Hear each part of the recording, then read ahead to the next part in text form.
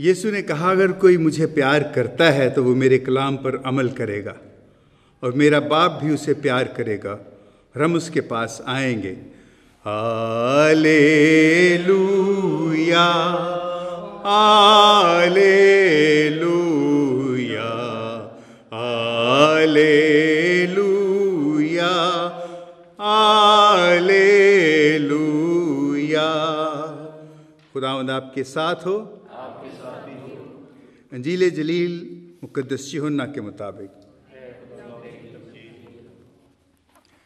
उस वक्त यीशु ने अपने शागिर्दों से कहा, अगर कोई मुझे प्यार करता है तो मेरे कलाम पर अमल करेगा और मेरा बाप भी उसे प्यार करेगा और हम उसके पास आएंगे और उसके यहाँ अपना मकाम करेंगे।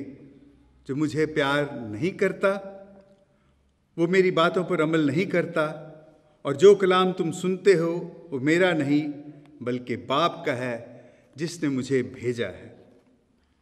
मैंने ये बातें तुम्हारे साथ होते हुए तुमसे कहीं, लेकिन वो वकील यानी रूल कुद्स जिसे बाप मेरे नाम से भेजेगा वही तुम्हें सब बातें सिखाएगा और जो कुछ कि मैंने तुमसे कहा है तुम्हें याद दिलाएगा।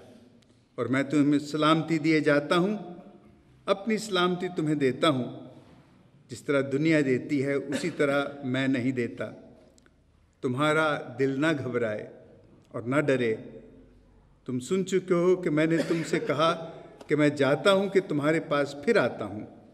अगर तुम मुझे प्यार करते तो तुम खुश होते कि मैं बाप के पास जाता हूँ, क्योंकि बाप मुझसे बड़ा है और अब मैंने तुमसे इसके होने से पेशतर कह दिया है ताकि जब हो जाए तो तुम ईमान लाओ।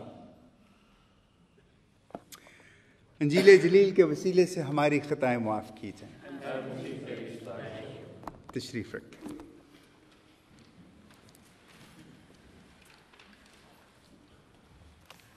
आपने सुना होगा कि बहुत पुरानी बात है, जब पोप जॉन पॉल II बाहयात थे और वो ऑस्ट्रेलिया एक दौरे पे गए, तो वहाँ पे उनको एक प्राइमरी स्कूल में उसका दौरा करवाया गया और वो छोटे बच्चों की एक क्लास में गए।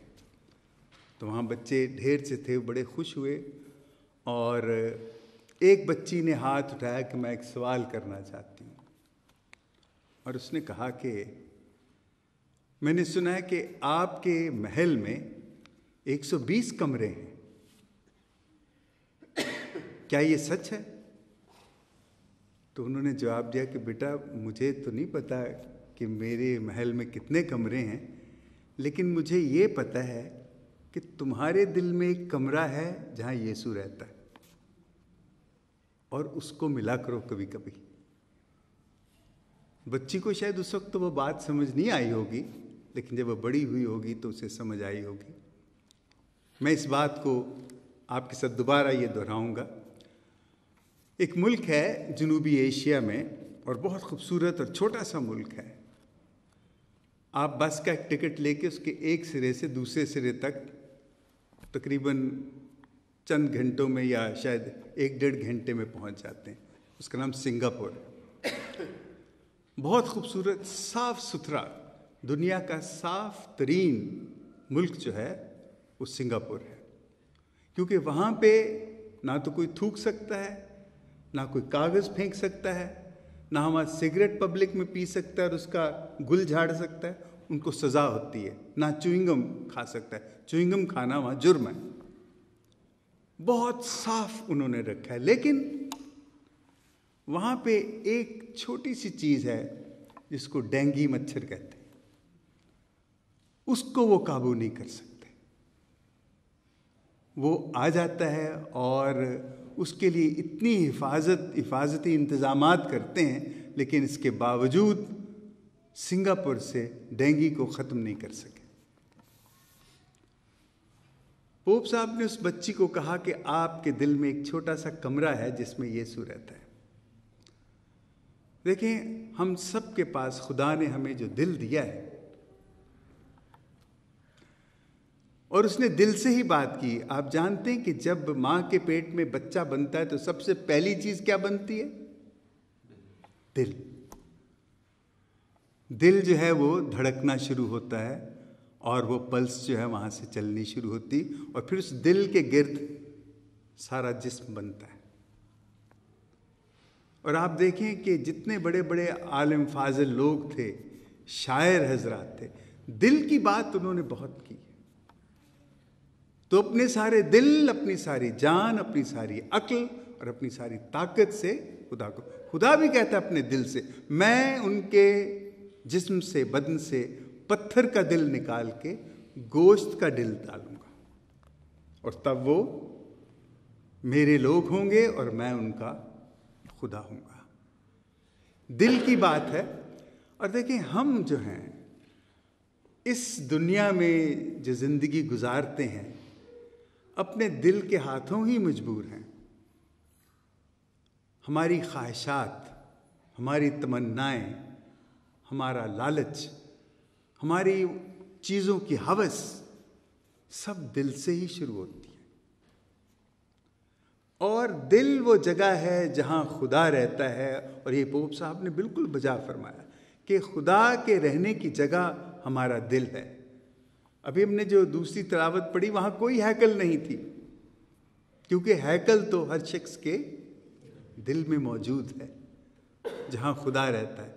लेकिन याद रखें कि छोटे से छोटा गुनाह, छोटे से छोटा गुनाह जो है वो दिल में जमा होना शुरू हो जाता है, और आहिस्ता आहिस्ता वो छोटे छोटे गुनाह डेंगू मच्छर की तरह मौत का पैगाम बन जाते हैं।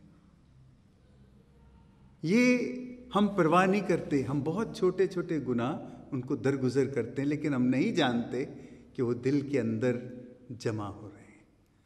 और होते होते जहाँ खुदा रहता है वहाँ ये गुनाह भर जाते हैं, और खुदा का वो घर जो हमारे अंदर है उसको नापाक कर देते हैं। और खुदा कभी नापाक जगहों पे नहीं रहता, लिहाजा वो हमें छोड़ देता है। लेकिन हमारे दिल के बाहर खड़ा वो इंतज़ार करता है कि कब ये मुझे अंदर आने का।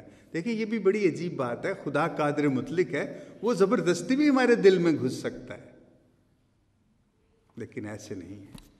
उसने हमें वो जो आज़ाद मर्जी दी है वो दे के उसने अपने खुद हाथ बांध दिए हैं, और वो इंतज़ार करता है कि कब ये खुदा ने इंसान को जो रुतबा दिया है कि वो खुद फैसला करे कि इस दिल में गुनाह रहेगा या खुदा रहेगा।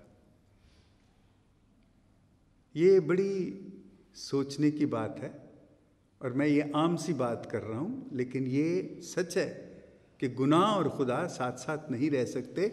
और ये दिल खुदा की अमाजगाह है, खुदा का घर है, खुदा की हैकल है, और इस दिल में सिर्फ खुदा ही रह सकता है।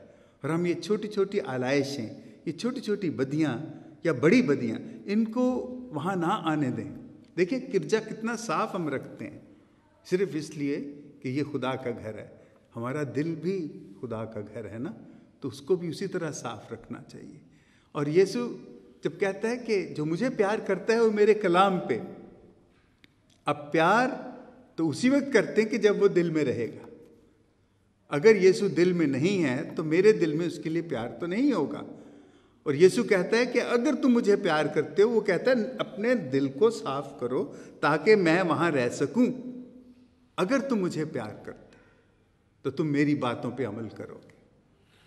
देखें, प्यार करना एक चीज़, उस पर अमल करना ये दूसरी चीज़ है। हर हर्फ जो होता है, हर लफ्ज़ जो होता है, उसकी एक सिमत होती है, एक डायरेक्शन होती है, उसका एक मतलब होता है, एक मानी होते हैं, उसकी एक रूह होती है, उसकी एक तहरीक होती है। ये सारी चीज़ें मिलके आपको उस मतलब को एक भरपूर चीज़ बना देते हैं। मोहब्बत बहुत भारी, बहुत वजनी हर्फ है। और यीशु कहता है जो मुझे प्यार करता है, क्योंकि यीशु ने अपने प्यार की डायरेक्शन जो हमें दी है वो ये सलीब दी है, ये डायरेक्शन है कि मेरी ये डायरेक्शन, मेरे साथ तुम्हारा ताल्लुक और लोगों के साथ मेरा ताल्लुक, इसलिए उसी वक्त बनती है।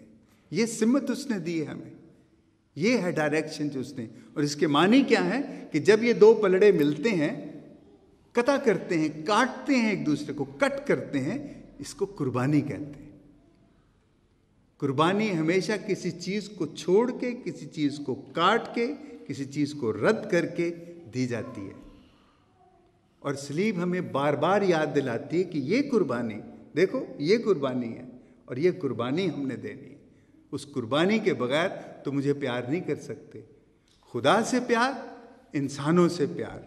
और जहाँ ये चीज़ कता होती, हमें बहुत सी चीज़ों से दूर ले जाती है जो इंसानी है, ताकि हम इस कुर्बानी को मुकम्मल कर सकें। और जब हम इस कुर्बानी को मुकम्मल करते हैं तो उसकी बातों पे अमल करते हैं। और यही यीशु हमें बार बार याद दिलाता है, बार बार हमसे यही कहता है। और हमें ये इस चीज़ को याद रखना चाहिए कि यीशु जब ये कहता है कि देखो मैं तुम्हारे लिए, तुम्हें ये अपनी सलामती दिए जाता हूँ, तुम पे सलामती हो, मैं अपनी सलामती तुम्हें देता हूँ। और यीशु की सलामती क्या है? यीशु क्या है? ये कलीसिया यीशु का बदन है। और कलीसिया की सलामती वो हमें दे के जा रहा है। हम पे जिम्मेदारी है कि हम इस बदन को कायम और दायम रखें। यही सलामती है ना। और इस सलामती को कायम रखने के लिए हमें बहुत सी कुर्बानियों से गुजरना पड़ता है। बहुत सी नफ़रतें, नापसंदीदगियाँ जो हमें नहीं पसंद हैं, हमें छोड़नी पड़ती। कई लोग हमें नहीं पसंद हैं, हम फिर भी यीशु की खातिर हम उनको गले लगाते हैं, क्योंकि हम यीशु का बदन है। सब मिलके जो कलीसिया है, ये यीशु का बदन है। और हमने उस बदन को हमेशा सलामत रखना है, पाक रखना है। ये हमारा फ़र्ज़ है। आमीन। बाप और बेटे और रूह कुद्स के नाम में आमीन।